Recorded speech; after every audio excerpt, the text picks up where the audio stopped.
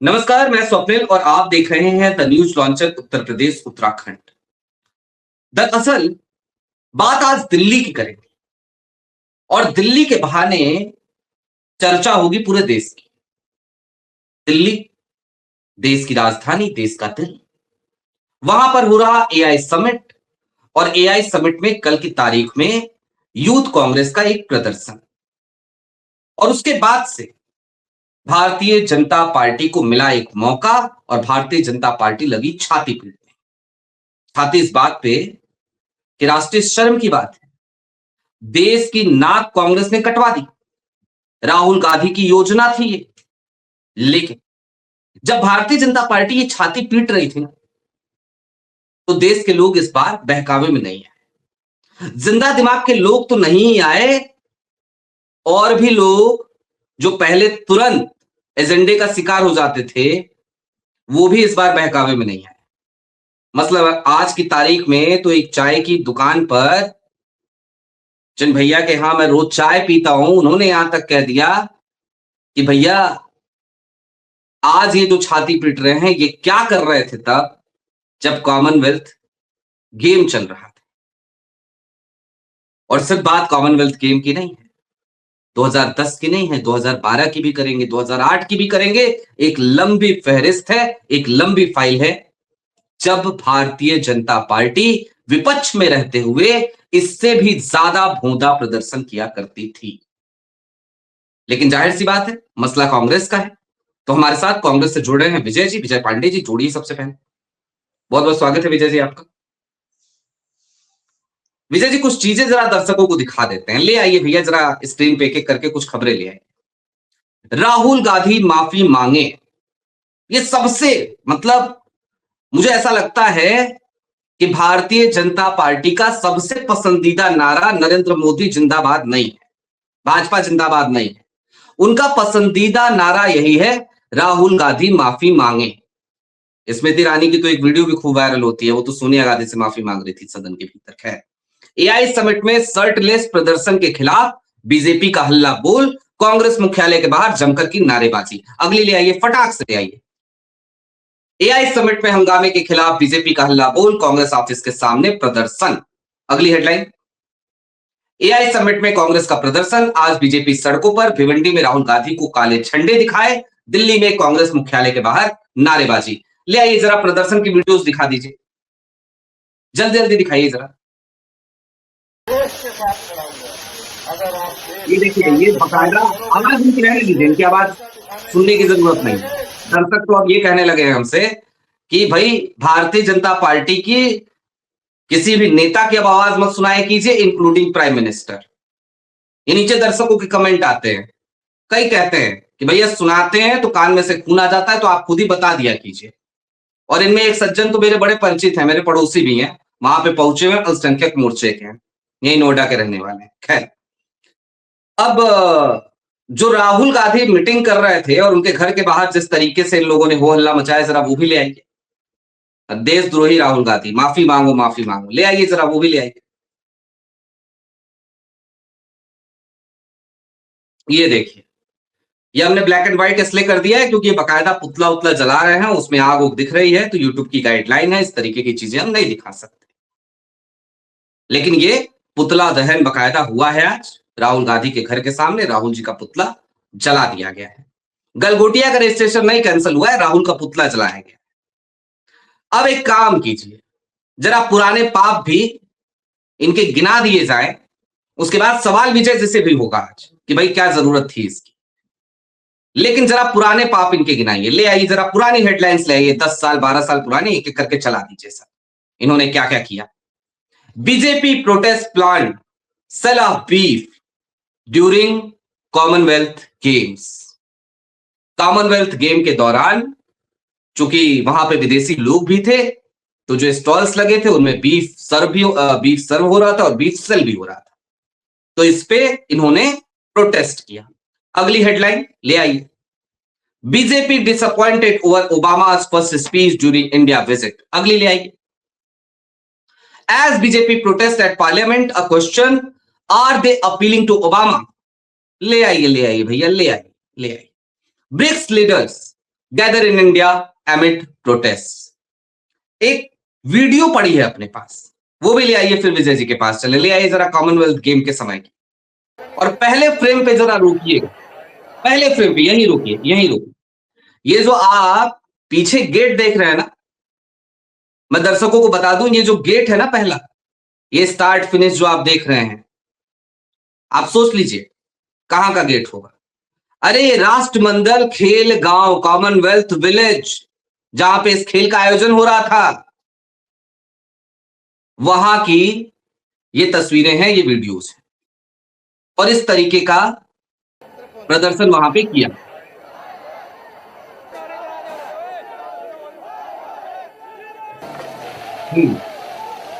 हटाइए, अब बहुत दिखा दिया इनको, हटाइए, सब हटाइए। इन लोगों के पुराने पाप तो जितना खोजिए उतना कम है। लेकिन विजय जी, पहला सवाल और तल्ख सवाल कांग्रेस से भी। भाई सदन के भीतर बाकायदा आप फ्रंट फुट पे थे, आपके नेता और आपकी पार्टी और समूचा विपक्षी फ्रंट फुट पे था। मोदी जी तो भाग रहे थे, लोकसभा में आ ही नहीं रहे थे। नरवणे की किताब लेकर के पता चला राहुल गांधी खोज रहे तो आएंगे। अमित शाह साहब वो साधे बैठे थे, सब कुछ ठीक चल रहा था, सब कुछ ऐसा लग रहा था मंगल मंगल है, विपक्ष एकदम फ्रंट फुट पे आकर के खेल रहा है। अविश्वास प्रस्ताव भी आने वाला है 9 मार्च को। यूथ कांग्रेस को क्या दिक्कत थी, क्यों गई यूथ कांग्रेस? क्यों भारतीय जनता पार्टी को एक मौका आपने दे दिया भाई, थाल में सजा के लो भैया, बहुत दिनों से तुम कुछ बोल नहीं पा रहे हो, ये लो अब बोल लो, हमला कर लो हम पे। क्यों किया आपने ऐसा? देखिए स्वप्निल जी, बहुत साफ बात यह है कि यूथ कांग्रेस क्यों गया क्यों नहीं गया वो यूथ कांग्रेस के लोगों को पता है। एक पक्ष की बात, आप लगातार एक जगह एक इवेंट कर रहे हैं जहां पर इस देश का एआई समिट, मैं भी गया था एआई समिट में, मैं उस एआई समिट में पूरे दिन था, और उस पूरे दिन में मैंने ये महसूस किया कि सरकार की अपनी ढोल, अपने कामों का जो जो उसने नहीं किए हैं, ढोल बजाने के अलावा इस एआई समिट में भारत के लिए कुछ नहीं है। न तो भारत की तरफ से जो कंपनीज गई थी उनका कोई मजबूत प्रदर्शन था। हाँ, वहां पर कुछ बड़े इंटरनेशनल ब्रांड्स जरूर थे, ओपन एआई, चैट जीपीटी और इस तरीके के कुछ ब्रांड्स थे, कुछ बड़े बड़े प्रोडक्ट्स थे जिन्होंने दुनिया भर में अपना डंका बजाया है, वो लोग थे। उनसे हमारे लिए सिर्फ इतना ही था।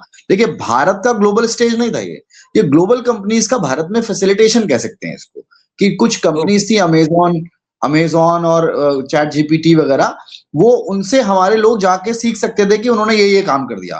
भारत ने क्या किया? भारत का एक नरेंद्र मोदी जी ने अभी 4 दिन पहले एक ट्वीट किया था और एक इनॉग्रेशन किया था भारत जिन का। मैं उस स्टॉल पे भी गया, मैंने जो एग्जीक्यूटिव इंजीनियर था, जो भी वहां पर प्लानिंग इंजीनियर्स थे, तो उन्होंने हमको बताया हमने क्या करता है आपका भारत जिन, 1200 करोड़ रुपए की फंडिंग आपको मिली, हालांकि इट इज टू लेस, बहुत कम है ये।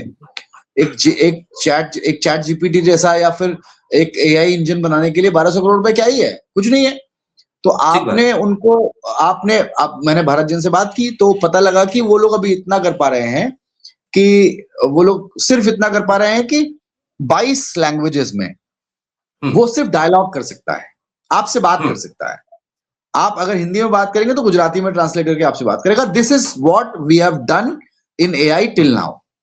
और टीवी पे क्या चल रहा है? नेशनल इंटरनेशनल स्तर पे जो नेशनल हमारा जो बेइज्जती, राष्ट्रीय बेइज्जती जो हमारी हुई है, वो कांग्रेस के, यूथ कांग्रेस के प्रदर्शन से नहीं हुई है, वो गलगोटिया के प्रदर्शन से हुई है। वो हाथ उठा करके खड़ा होने के, ये कोई राजनीतिक इवेंट था? आप हर चीज में राजनीति करें, आप वो ग्लोबल बिजनेस लीडर्स को हाथ पकड़ के वहां उठवाएं, और वो लोग अनकंफर्टेबल फील कर रहे थे।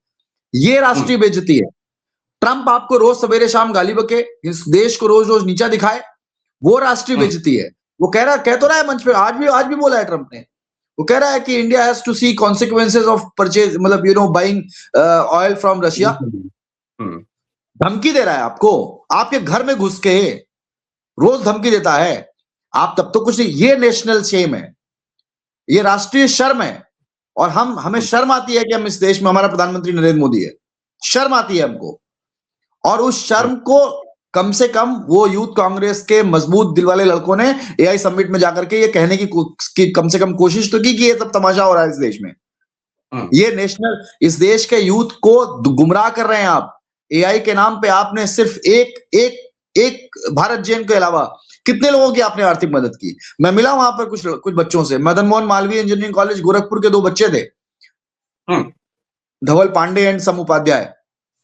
उन्होंने अपना एक प्रोडक्ट बनाया है और वो प्रोडक्ट मतलब ठीक है, वो कुछ तो काम किया उन्होंने। हमने कहा कि आपको सरकार की तरफ से कोई फंडिंग? बोले नहीं सर, हम लोगों के यूनिवर्सिटी में हम लोगों ने ये खुद से बनाया है, इसमें कोई फंडिंग नहीं है।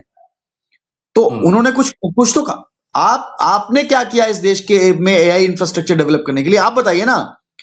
आप इस देश के लिए शर्म का विषय बनते जा रहे हैं, रोज रोज द रोज। कम से कम उन लड़कों ने वहां जाकर के उस शर्म को अपोज करने की, प्रोटेस्ट करने की हिम्मत की। मैं उनकी दाद देता हूं, बिल्कुल होना चाहिए था ये। और मैं इसमें कतई गुरेज नहीं कर रहा कि नहीं वो जगह गलत थी, सही था, ऐसा नहीं है। आप करे तो सही, हम करे तो गलत। आपने कॉमनवेल्थ के समय आपके पास आपके वीडियो और फुटेज में एक फोटो और नहीं है। इन्होंने कॉमनवेल्थ को बदनाम कर, भारत को, ये तो भारत का एक इवेंट था जिसमें दुनिया के लीडर्स, बिजनेस लीडर्स आए थे। भारत में एक अंतरराष्ट्रीय स्तर का इवेंट हुआ था कॉमनवेल्थ गेम। वो भारत उस बार होस्ट था। वो अंतरराष्ट्रीय, सच में अंतरराष्ट्रीय इवेंट था। ये तो भारत ने एक डोमेस्टिक इवेंट को अंतरराष्ट्रीय स्तर पर ले जाने की कोशिश भर की थी, जो कि कर नहीं पाया और बेइज्जती कराई हमारी। इस इवेंट से भारत की जो बेइज्जती हुई है, उतनी उससे अच्छा कि ये ना करते। ये नहीं करते तो शायद हमारी इज्जत बची रहती, ढकी छुपी रहती। इन्होंने तो बेइज्जत कर दिया हमको, सरेआम नंगा कर दिया कि हमारे पास तो कुछ है ही नहीं। और जितने बिजनेस लीडर्स ने भारत के बारे में कमेंट किए हैं, उन्होंने कहा है hopefully this should be, this might be, India can.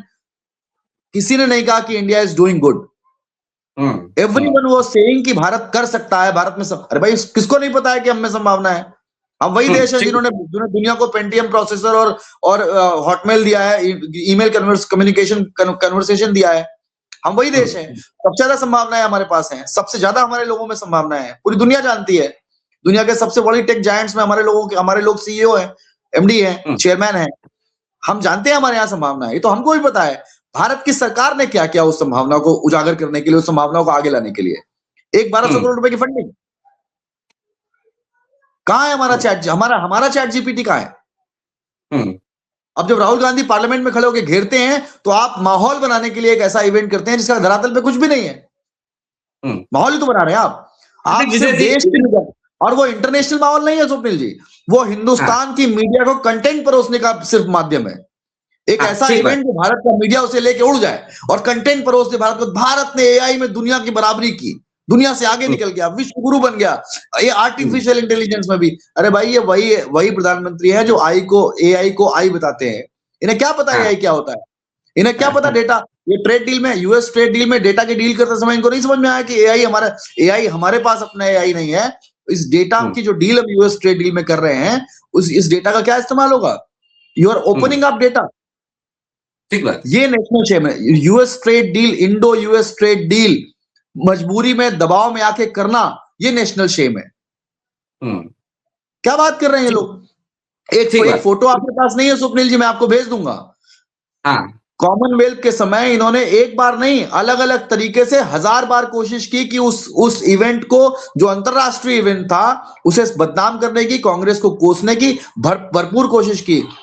विजय गोयल, आप जानते हैं ना, विजय गोयल ने कुछ स्टूडेंट्स के साथ स्टेडियम के बाहर प्रदर्शन किया कि सीटें खाली हैं, हमारे लोगों को फ्री में टिकट दो। स्टेडियम के बाहर खड़े होकर के। वो फोटो शायद अभी तक मीडिया में नहीं देखी मैंने मेरे पास है, मैं भेजूंगा आपको। बिल्कुल भेजिएगा, बिल्कुल। कितनी तरह से कोशिश की। अभी आप कुछ दिखा रहे थे, उसमें ये कंटेंट नहीं था, मैंने कहा आपको ऐड कर दूं। कितनी तरह से अंतरराष्ट्रीय स्तर पे भारत को बदनाम करने की साजिश की, कोशिश की।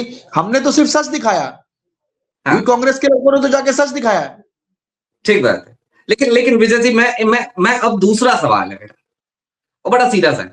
एक चीज नहीं समझ में आ रही है। कांग्रेस बदली से नजर आ रही है आज की तारीख में। आपसे बात करते हुए भी, सुबह में बहुत सारे फोन कॉल हुए तब भी, पूरी तरीके से ये 180 डिग्री कैसे चेंज हो गया? मतलब एकदम नई कांग्रेस दिख रही है। वो कांग्रेस जो इतने भर से डिफेंसिव मोड में चली जाती थी, आज की तारीख में और ज्यादा ऑफेंसिव है। मैं दर्शकों की जानकारी के लिए बता दूं कि आज की तारीख में कांग्रेस के तमाम दफ्तरों के बाहर, अभी तो आपको सिर्फ दिल्ली की हमने तस्वीरें दिखाई, तमाम दफ्तरों के बाहर भारतीय जनता पार्टी के लोगों ने जाकर के पथराव किया है और कांग्रेस के कार्यकर्ताओं ने वहां पर लाठी लेकर के उनको दौड़ाया। रेवंत रेड्डी ने तो हद ही पार कर दी है तेलंगाना में। रेवंत रेड्डी की पुलिस ट्रकों में लाद करके कहिए, भर करके कहिए, ठूस करके कहिए, जो कहिए, वो देखते हैं ना कि आप बसों में लेकर के जाते हैं, तो वैसे भाई साहब ट्रकों में कार्यकर्ताओं को, भारतीय जनता पार्टी को, और जी जी बिल्कुल। कार्यकर्ता कहना मैं शब्द में करेक्शन करना चाहूंगा, मैं कहूंगा गुंडों को, जो भारतीय जनता पार्टी का ठीक झंडा बात ले, है। ठीक है, उनको इस तरीके से आज कांग्रेस ने ट्रीट किया। ये कांग्रेस कैसे बदल गई? ये कांग्रेस जो बैकफुट पे चली जाती थी, हर बार डिफेंसिव हो जाती थी, ये इतनी कैसे बदल गई? नहीं देखिए, हमें कांग्रेस देखिए, हमें उम्मीद नहीं थी विजय जी, हमें मैं उम्मीद नहीं आपको थी कि कांग्रेस के लोग मैं यूथ यहाँ कांग्रेस को बहुत इस तरीके से डिफेंड करेंगे। मैं आपको बहुत ईमानदारी से ये बात कहूंगा स्वप्निल जी, और बड़ी जिम्मेदारी के साथ। देखिए, हम्म लीडर का कैरेक्टर होता है, वही नीचे तक जाता है। जब हम्म राहुल जी ऑफेंसिव होकर के पार्लियामेंट में खड़े हुए, तो देश के हर एक आखिरी कार्यकर्ता तक इतनी हिम्मत आ गई कि वो भाजपा, भारतीय जनता पार्टी को किसी भी स्तर तक जवाब देने के लिए तैयार है। वो हम्म पार्लियामेंट में इस बार उनका अग्रेसिव जो फॉर्म था, उससे नीचे तक के कार्यकर्ताओं में एनर्जी है। हम्म और आप देखिएगा, ये बदली हुई कांग्रेस 2029 तक ऐसे ही रहेगी, और इनको कहां पहुंचा के हम लोग छोड़ेंगे, आप लोग देखिएगा। उत्तर प्रदेश में भी, लखनऊ में भी आने की कोशिश की, हम्म कोशिश भर की, वहां भी वही हम्म हुआ। आप हम्म आएंगे हमारे यहाँ, पत्थर मारेंगे, चले जाएंगे। हम्म अब वो कांग्रेस नहीं है साहब, हम्म वो कांग्रेस नहीं है। आप आएंगे तो माकूल जवाब पाएंगे। हम्म और मतलब गांधी जी इसके का पहले भी रास्ता आपने तो देखा है होगा। आपके पास, लेकिन उसके अलावा अब आपने भगत सिंह वाला रास्ता भी अख्तियार कर लिया है क्या? नहीं नहीं, हम शांति की रक्षा किसी भी स्तर पे जाके करेंगे। हम्म हम शांति मेहता की रक्षा के लिए कहीं तक भी जाएंगे। हम्म उसके लिए जो करना पड़ेगा करेंगे। इस देश को नफरत की आग में नहीं झोंकने देंगे, चाहे उसके लिए हमें कुछ भी करना पड़े। ठीक बात है। दिल्ली पुलिस ने, एक आखिरी सवाल चलते चलते, दिल्ली पुलिस ने आज की तारीख में यूथ कांग्रेस के लोगों को जब अदालत में पेश किया, तो दलील ये दी कि नेपाल के जेनजी आंदोलन से प्रभावित होकर के यूथ कांग्रेस के लोगों ने ये किया है। मतलब क्या आज की तारीख में कांग्रेस को नेपाल के जेनजी आंदोलन से प्रेरणा लेने की जरूरत पड़ रही है क्या? क्या गांधी का सत्याग्रह नहीं है? अभी तो ये मैंने सुना था, जेनजी जब मूवमेंट चल रहा था वहां पर, तो मैंने सुना था हम्म कि कुछ भाजपा के लीडर्स ये बात कर रहे थे कि राहुल गांधी का एनार्किज्म फॉलो कर रहे हैं वो लोग, तो अभी हम लोग उनसे कैसे प्रेरणा ले सकते हैं। देखिए, एक बात हम आपको बताएं, जब हम्म जेंजी जिसे हम कह रहे हैं, किसी भी हम्म दौर में जो युवा होता है, नौजवान होता है, हम्म उसमें सिस्टम को बदलने की कुव्वत और काबिलियत होती है, और ये हमने भी अपने देश में देखा है। तो इस बात को हम्म कहना कि कोई कहीं से प्रभावित है, इस देश में नेपाल से बुरे हालात हैं इस समय।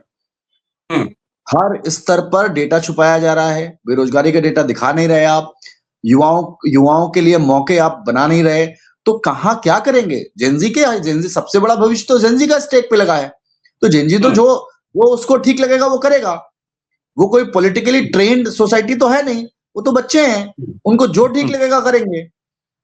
ये बात जरूर है कि यूथ कांग्रेस के ये सारे वर्कर्स जो हैं, वो यूथ कांग्रेस के लीडर्स हैं, और उसमें मेरे छोटे भाई जैसे अजय सहितवार हैं, देवरिया के रहने वाले हैं। सब लोगों को मैं जानता हूं, सारे साथियों को मैं जानता हूं, सब मेरे छोटे भाई की तरह हैं, और सब बहुत जिम्मेदार लोग हैं, और शांतिपूर्ण प्रदर्शन किया उन्होंने। उसमें जेनजी जैसे आंदोलन की कोई बात नहीं थी। वो लोग अपना प्रोटेस्ट प्रेजेंट करने, वहां शो करने गए थे, उन्होंने वो बखूबी किया। इसमें जेनजी देखिए, उनको हैरेसमेंट करना है उन बच्चों का, तो वो जेनजी की बात करेंगे, वो कहेंगे बांग्लादेश से कनेक्शन है, पाकिस्तान का कनेक्शन है, चीन का कनेक्शन है। वो कुछ भी साबित नहीं कर पाएंगे। उन्होंने 5 दिन की रिमांड ले लिया, इससे ज्यादा उनके पास कुछ कहने और सुनने के लिए नहीं है। अब वो बच्चे बाहर छूट के आएंगे, स्टेटमेंट देंगे, वो बस वो सिचुएशन अवॉइड करना चाहते हैं। कांग्रेस खड़ी इतनी है सी उन बात। बच्चों के साथ, कांग्रेस खड़ी है बिल्कुल उन कांग्रेस खड़ी है, हमारी पूरी पार्टी खड़ी है उन बच्चों के साथ। ठीक बात है। कांग्रेस खड़ी है यूथ कांग्रेस के उन लोगों के साथ, उन कार्यकर्ताओं के साथ, उन पदाधिकारियों के साथ। लेकिन दूसरी तरफ वाकई में राष्ट्रीय शर्म किसे कहते हैं? तो राष्ट्रीय शर्म उसे कहते हैं जो लगातार इस देश में घटित हो रहा है, या फिर कि राष्ट्रीय शर्म उसे कहते हैं जो लगातार ट्रंप बयान दे रहा है और देश के प्रधानमंत्री जुबान पर ताला लगाए बैठे। तो अपने लिए एक बात राष्ट्रीय जोड़ देता शर्म, हूं मैं। हाँ, एक जी। बात जोड़ देता हूं आपकी बात में, दुनिया अमेरिका, यूरोप इस तरीके के इंटरनेशनल इवेंट्स में बाकायदे प्रोटेस्ट करने के लिए जगह छोड़ते हैं। जगह ये छोड़ते होती हैं, है ठीक। Democratic values. हम्म, और हमारे यहाँ एक प्रोटेस्ट के लिए जगह छोड़ना तो छोड़िए, उनको 5 दिन की रिमांड पे लिया गया है। शर्म आनी चाहिए। आप अपने आप को लोकतांत्रिक देश का प्रधानमंत्री कहते हैं, सबसे बड़े लोकतंत्र का प्रधानमंत्री कहते हैं। इतनी छोटी सी आप महिला सांसदों से डर के मारे आप वो सवाल पूछ देती हैं, आप संसद नहीं आते। आपको क्या पता है लोकतंत्र क्या होता है? हाँ, देश बिल्कुल ठीक देखेगा, बात। हम्म, देश देखेगा भविष्य में कि किस तरह से एक लोकतांत्रिक सबसे बड़े लोकतंत्र का मुखिया कितना डरा हुआ और इस देश को कितना शर्मिंदा करके गया है, पूरा देश देखेगा। ठीक बात है। और वाकई में जब फंक्शनल डेमोक्रेसी की बात हो रही है तो 2014 का एक वाकया मैं याद दिला देता हूं। प्रधानमंत्री नरेंद्र मोदी 2014 में प्रधानमंत्री बन चुके थे। पहली विजिट थी उनकी अमेरिका की, और जब पहली विजिट थी तो अमेरिका की सरकार ने इनके समर्थकों की तो व्यवस्था करी थी कि आइए भैया, मिलना है मिलिए, कार्यक्रम कीजिए। जो प्रोटेस्ट करने वाले थे उनको भी जगह और समय मुहैया कराया था। इसे कहते हैं फंक्शनल डेमोक्रेसी।